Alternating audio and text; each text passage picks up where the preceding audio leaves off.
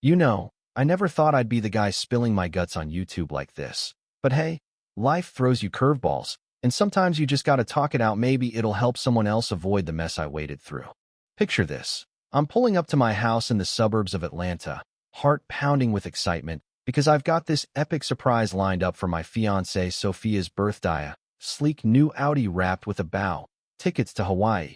The works in there she is, standing over my mom, Evelyn, my sister Carla, and my 13-year-old daughter Mia, all soaked in what looks like filthy gutter water, with Sophia holding the empty bucket like she's just committed some kind of crime.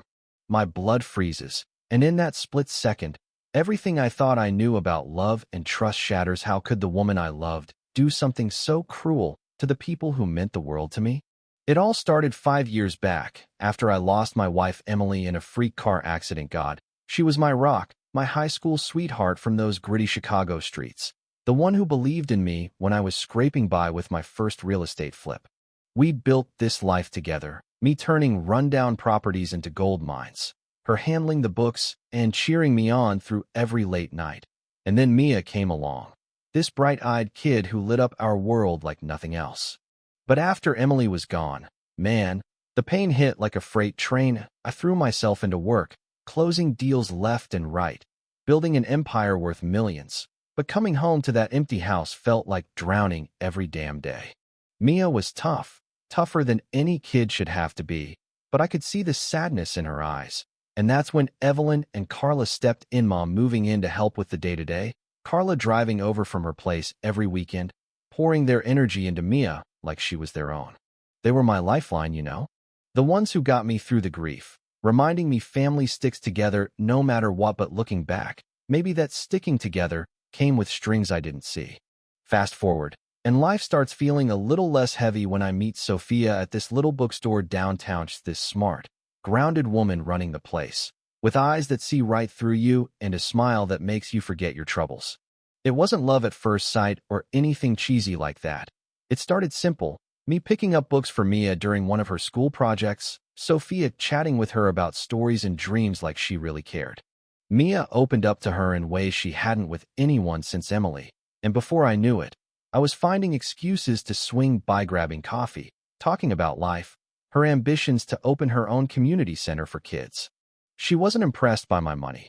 Hell, she paid for her own lunches and turned down my offers to help fund her ideas, saying she wanted to build it on her own sweat. For the first time in years, I felt alive again, laughing over stupid jokes, planning family dinners where Sophia fit right in, honoring Emily's memory without making it awkward. Mia even said one night, "Dad, it's okay to be happy." You smiled different around her. And damn if that didn't hit me right in the chest. But Evelyn and Carla? They weren't buying it from the get-go. Mom's politeness had this edge, like, "She seems nice, Alex, but are you sure she's not after something?" And Carla was blunter, pulling me aside one day. "Brother, she's too perfect good with kids, ambitious, doesn't want your cash. Come on, life's not a fairy tale. She's got to be playing you."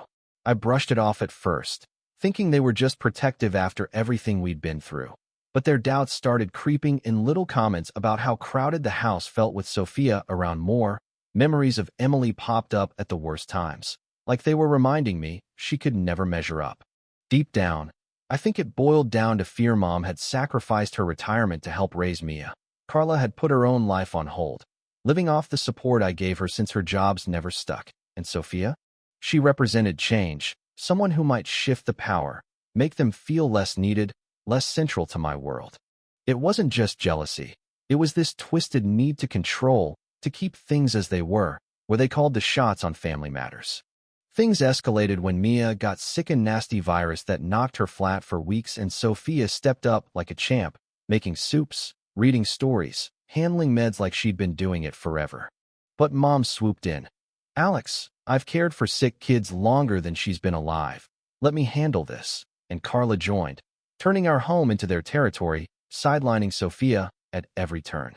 I'd catch Sophia's hurt looks, but I stayed quiet, scared of rocking the boat, thinking it'd blow over. Then came the argument, voices rising in the kitchen. Sophia saying, "I love Mia like my own, let me help." And Mom snapping back, "You're not family yet, and experience trumps playing house." Carla piled on, We've been here since day one. You think a few months make you an expert? I stood there frozen, not defending the woman I loved, and that silence?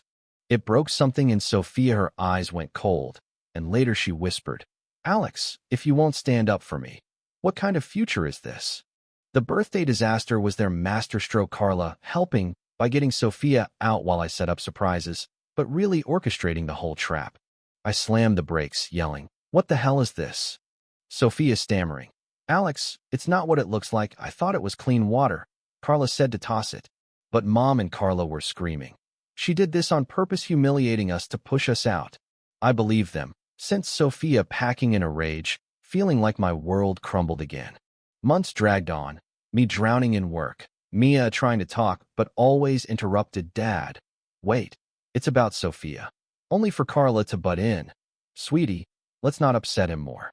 Doubt not at me, especially after spotting Sophia at her new community center, thriving on her own terms, not the gold digger they'd painted. Then, one night, a dream of Emily shook me awake, urging, listen to our girl, Alex, she's got the truth. I snuck into Mia's room at 2 a.m., locked the door, and finally heard it all. Carla dirtying the water, positioning them just right, framing Sophia to scare her off. They didn't want change. Dad, they said she'd take you away, make them irrelevant. Rage boiled over. I confronted them downstairs, voices low but sharp. You manipulated my kid? Lied to my face. Mom tearful. We were protecting our place in your life. Carla defensive. She's too independent, makes me feel like nothing next to her. Their motives? Raw insecurity. Mom fearing obsolescence. Carla resenting Sophia's self-made success, mirroring her own failures. I kicked them out that night. Pack up. You're done controlling us. Rebuilding with Sophia was tentative, showing up with flowers, begging. I know now. Forgive my blindness. Her eyes fierce. 5 months, Alex? You let them win that long. But we talked, cried, laughed through counseling, and when I proposed again with Mia cheering, it felt real. We married small, built boundaries. Mom's heart scare years later brought cautious reconciliation, her admitting, I was wrong. Fear turned me ugly. Now life's fuller. Me is thriving. Sophia's sent her a community beacon, and I've learned trust means fighting for it. But here's the twist that still bugs me. Even after apologies, I catch whispers from Carla, hints they might not be done scheming. Maybe jealousy lingers, waiting for another crack. What do you think? If you were me, would you have trusted your eyes that day or demanded the full story? Could you forgive family for that betrayal or cut ties forever? Drop a comment below, share your take on justice, family drama, or if you've faced something similar.